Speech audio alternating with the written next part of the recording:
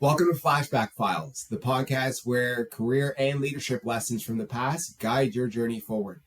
I'm Josh Green, and here we'll explore both my own experiences and the stories of others, unpacking wins, doubts, pivots, and the moments of clarity that shape us as leaders. You don't need to have it all figured out. Leadership often shows up in unexpected places, at work, at home, and in the choices we make every day. By reflecting on aspirations, mistakes, and breakthroughs, we can discover how the decisions of today build the leaders we become tomorrow. Each episode blends conversations and personal reflections, all with one purpose: to help you lead yourself first so you can lead with others with confidence, purpose, and integrity. Whether you're just starting out, making a career shift, or simply seeking more clarity in how you show up in life, this podcast is for you. Because you don't need every answer. You just need to start asking the right questions.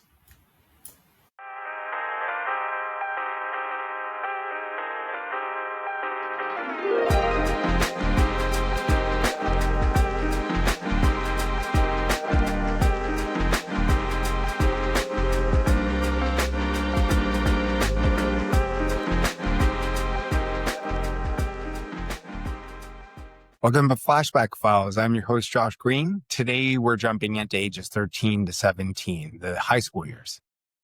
And if you're listening and still in high school or maybe just past it, this part might feel familiar because these were the years where I tried to be everyone except myself until that finally stopped working. So let's get into it. Grade 8, going back to grade 8, confidence was a bit of a wobble. It was the first time I felt somewhat steady. I wasn't tall. I wasn't hitting puberty as fast as my friends. I wasn't the strongest or most popular, but I finally felt like I belonged somewhere. So for a kid who spent most of childhood starving for attention, that felt huge.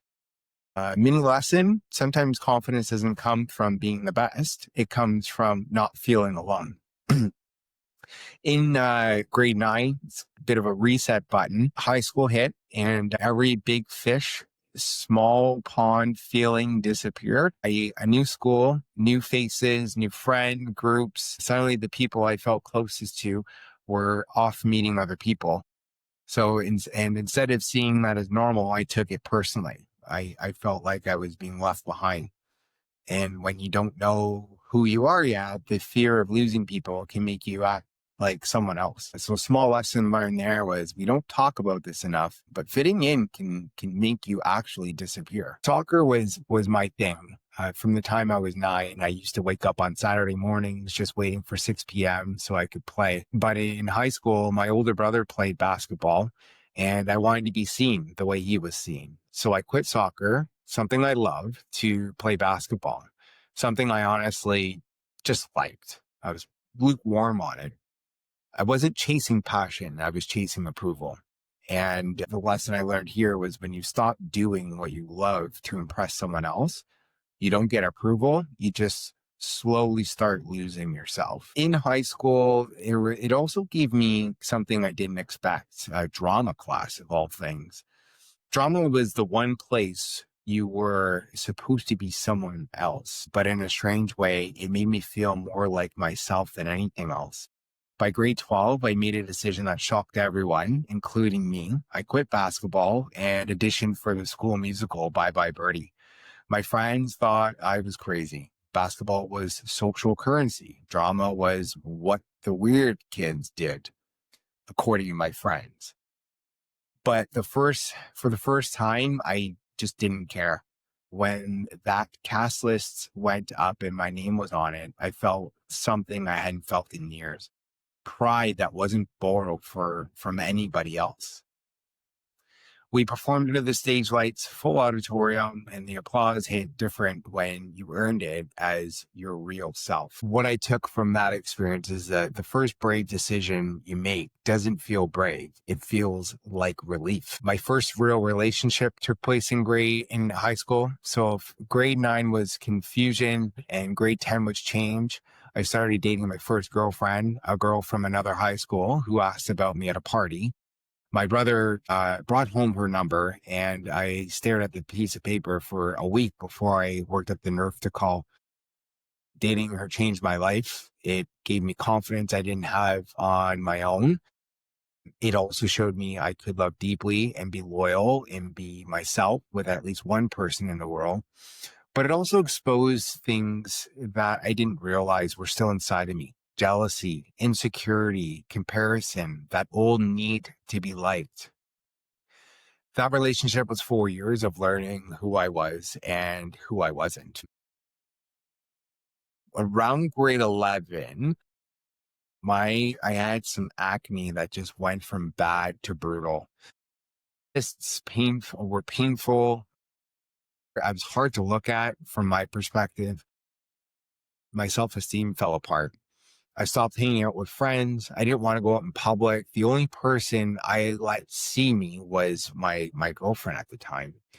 And I'll be honest, there were days when I didn't want to wake up and face myself at all. But that relationship saved me in ways I didn't see at the time.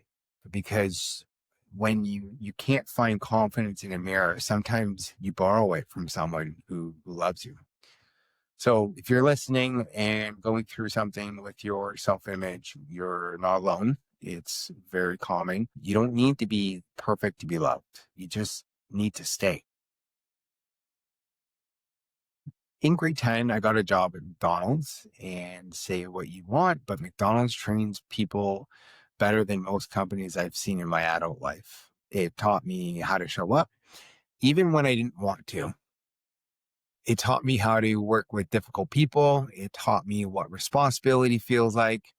And I messed up too. I overslept. I got written up. I even got suspended. But I learned quickly, being liked at work doesn't matter if you can't be trusted.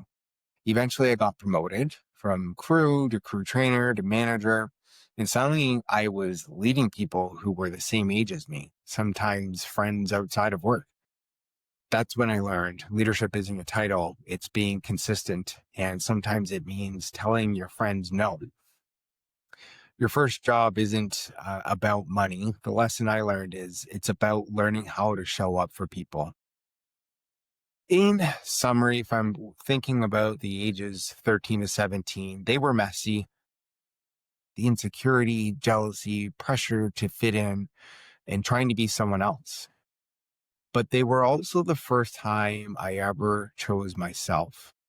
It's the first time I put passion over popularity. The first time I learned that love can build you. First time I led a team. First time I felt proud of something I did on my own terms. If you're in high school right now or still shaking off the effects of it, just hear this. You don't have to be the loudest to matter. You don't have to be perfect to be loved. And you don't have to belong to everybody, just yourself. Next episode, we're going to go into ages 18 to 24, post-secondary, first full-time job, and everything that came with it. Thanks for listening. See you on the next one.